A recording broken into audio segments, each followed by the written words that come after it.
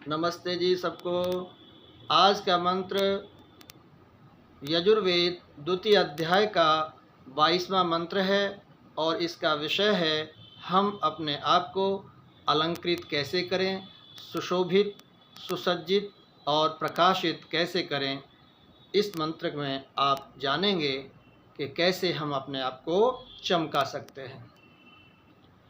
ओम सं वर्हिरङ्गन्ताग्वं हविषा घृतेन समादित्यैर्वसुभिः सम्मरुद्भिः समिद्रो विश्वदेवे विरङ्क्तां दिव्यं नभो गच्छतु यत् स्वाहा। इस मंत्र का ये पाठ और इसमें जो सबसे पहले कहा सम अंगताम, अपने को सम्यकतया अलंकृत करें। कैसे हम अपने आप को अलंकृत कर सकते हैं वो इस मंत्र में बहुत ही अच्छी तरह से हमें समझाया। वरहि हविषा घृतेन सम अंगताम। वीर पुरुष वो होता है जो अपने दोषों को हरा देता है, और दोषों का जो सबसे मुख्य कारण है वो है काम। भगवान कृष्ण ने गीता में कहा कि बुद्धि को हरने वाला, नष्ट करने वाला काम है। जब उसका बार बार ध्यान आता है, जैसा कि श्लोक में कहा भगवान ने, ध्यायतो विषयान पुंसः संगस्तेषुपजायते संगस्ते जायते कामः कामात् क्रोधो विजायते क्रोधात् भवति सम्मोह सम्मोहान् स्मृतिभिभ्रम स्मृतिभ्रंशात् बुद्धिनाशो बुद्धिनाशात् प्रणश्यति। कि बुद्धि का अगर कोई नाश करता है तो वो काम होता है। किसी भी विषय का बार बार ध्यान करना और उस विषय का पूर्ण न होना ही क्रोध का कारण है। काम से क्रोध, और क्रोध से फिर आप इस श्लोक में देख रहे हैं कि किस प्रकार से क्रमशः बुद्धि का नाश हो जाता है, और बुद्धि के नाश होने पर सब कुछ नष्ट हो जाता है। तो वीर पुरुष वो है जो अपने व्यसनों को हरा देता है, उनको भगा देता है, दूर कर देता है और अपने जीवन को परिवर्तित कर लेता है। जैसे महर्षि दयानंद सरस्वती जी के संपर्क में आकर के मुंशी राम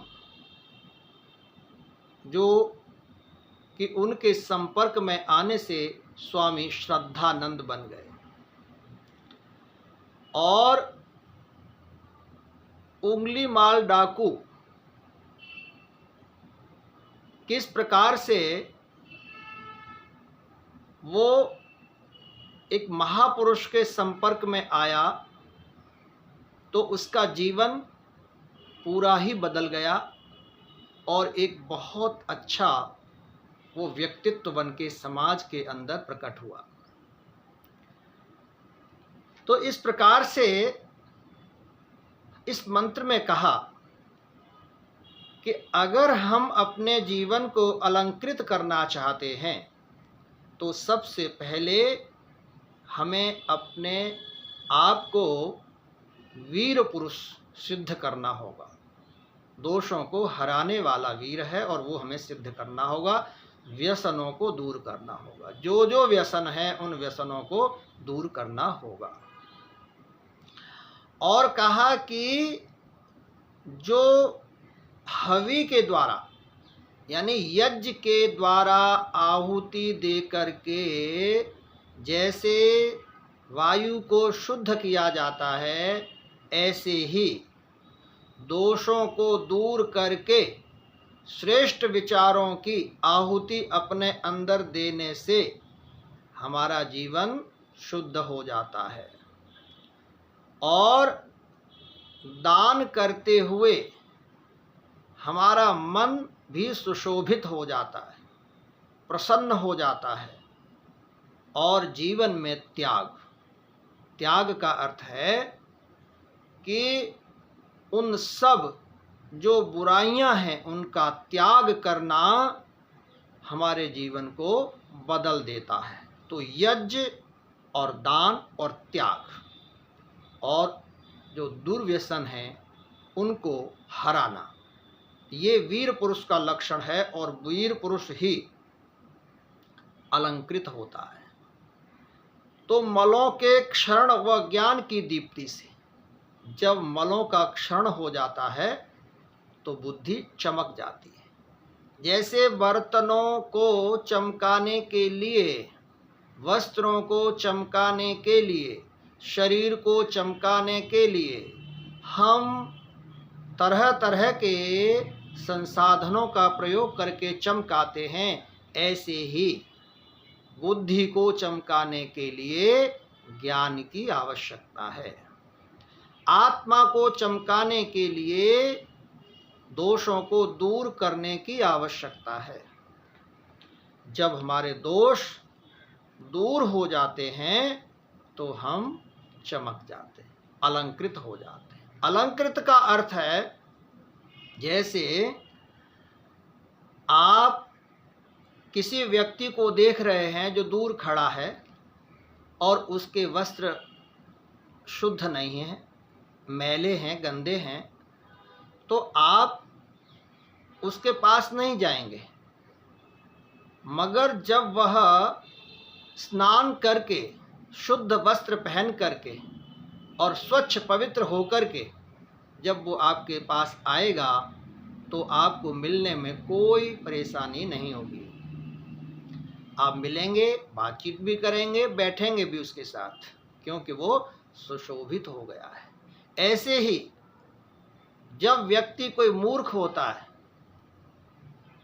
अविद्वान होता है, तो उसके पास कोई बैठना नहीं चाहता, कोई ज्ञानी नहीं बैठना चाहता। मगर जब व्यक्ति स्वाध्याय से, श्रेष्ठ गुणों से, सद्व्यवहार, सद्विचार, सद्वाणी से, सद्व्यवहार से जब वह अलंकृत हो जाता है, उसका आत्मा अलंकृत हो जाता है और बुद्धि ज्ञान से अलंकृत हो जाती है, तो हम उसके पास बैठना भी चाहते हैं, वार्तालाप भी करना चाहते हैं और उसकी बात सुनना भी चाहते हैं। तो इस मंत्र में कहा कि अगर हम अपने जीवन को अलंकृत करना चाहते हैं तो व्यसनों को दूर करें। और आगे इसमें कहा वसुओं, आदित्यों, मरुतों के साथ संपर्क करें। संपर्क का अर्थ है कि उनके साथ मेल करना। वसुओं की और इन सब की चर्चा पिछले मंत्र में आ चुकी है कि वसु क्या हैं, कौन हैं और आदित्य क्या हैं। तो ऐसे ऐसे श्रेष्ठ लोकों से, श्रेष्ठ लोगों से, लोक और लोग यानी मनुष्यों से, और श्रेष्ठ जो लोक हैं, सूर्य चंद्र आदि जो लोक हैं, नक्षत्र आदि हैं, इन सब का जानना, इनसे संपर्क करना, यानी इनके गुणों को धारण करना। इससे क्या होगा? हमारा जीवन अलंकृत होगा। फिर कहा, इसमें बहुत अच्छी बात कही कि इंद्र विश्वदेवी भी अंक्ताम, इंद्रियों के अधिष्ठाता जीव। इस जीव को वेद में इंद्रिय का अधिष्ठाता कहा है, स्वामी कहा है, मालिक कहा है, जो सबको अधीन रखता है। ऐसा मनुष्य जितेंद्रिय होता है और वह दिव्य गुणों से युक्त हो जाता है, उसके अंदर दिव्यता आती है। तो जो अलंकृत करना चाहता है अपने आप को, वो इंद्रियों को अपने वश में रख करके उनका स्वामी बन जाए। जो राजा अपने सैनिकों को, मंत्रियों को अपने वश में रखता है, अपने निर्देश अनुसार कार्य कराता है, तो सब उसके अनुसार विधिवत कार्य करते हैं। जब राजा आलसी हो जाता है, सोता है, तो फिर सब अपने अपने मर्जी से कार्य करते हैं। और ऐसा राजा जितेंद्रिय नहीं होता। इसलिए अपने समस्त शरीर और इंद्रिय आदि को वश में रखने वाला जीव अधिष्ठाता होता है और उसे जितेंद्रिय पुरुष कहा। वही दिव्य गुणों से युक्त हो जाता है। अपने जीवन को सुशोभित करें। कैसे करें जीवन को सुशोभित, कैसे करें प्रकाशित? तो कहा साधना से, जितेंद्रियता से और साधना से। साधने का अर्थ है कि हम अपने आप को साधें। साधना से साधक बनकर के साध्य को प्राप्त करना ही साधना कहलाती है। वैसे भी आप देखो, एक आपके हाथ पर कोई वस्तु रख दो और आपका हाथ स्थिर है तो वस्तु गिरेगी नहीं।